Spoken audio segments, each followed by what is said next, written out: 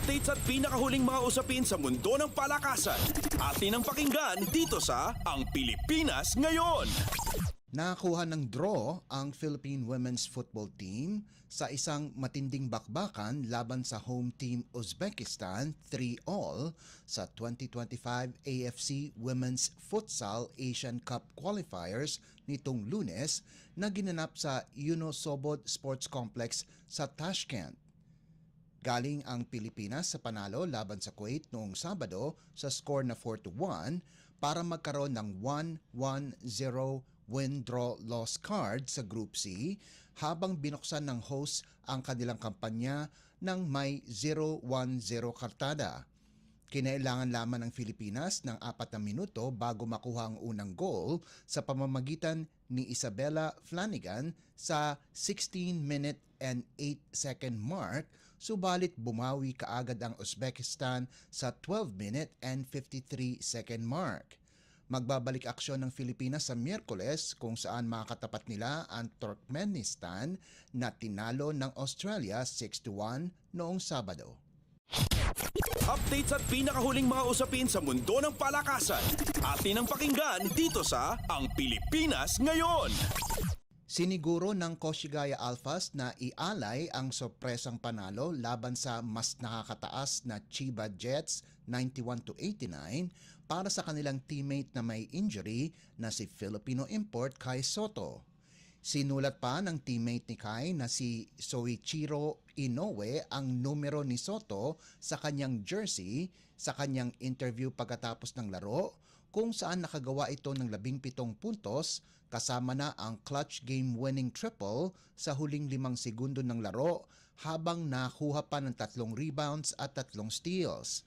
Dahil sa panalo, napaganda ng Koshigaya ang kanilang record sa 9-21.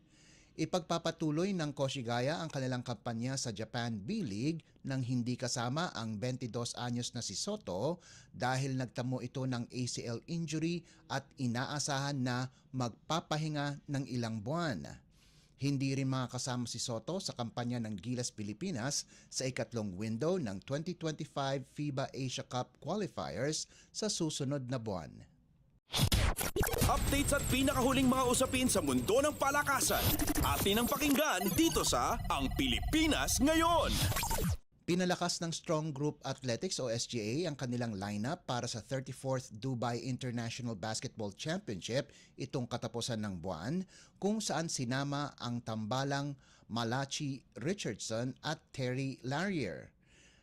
Dating NBA player ang 6'6" na si Richardson na naglaro para sa Sacramento Kings at Toronto Raptors. Malawak naman ang karanasan ang nakuha ni Larrier sa ibang bansa kung saan naglaro ito sa Sweden, Dominican Republic, Puerto Rico, Romania, Venezuela, South Africa at Qatar. Sinabi ni SGA coach Charles Chiu, magaling na shooter si Malachi at isang profesional kaya't naniniwala si Chiu na malaki ang maitutulong ni Richardson sa koponan. Sasamahan ni na Richardson at Larrier ang bigating players ng SGA kasama sina DeMarcus Cousins, Andre Blatch at Ange Kouame, pati na rin ang mga local players na sina Renz Abando, Dave Ildefonso, Jason Brickman, Alan Liwag, Tony Inot at Justine Sanchez. Kasama ang Zamboanga Valientes, layunin ng SGA na kunin ang titulo ngayong taon pagkatapos pumangalawa lamang nitong nakalipas na taon. Samantala, kasama naman sa lineup ang mga Valientes players na sina Kit Jimenez, Fourth Sky Padrigao, Mike Tolomia at Malik Diof. Updates at pinakahuling mga usapin sa mundo ng palakasan. Atin ang pakinggan dito sa Ang Pilipinas Ngayon.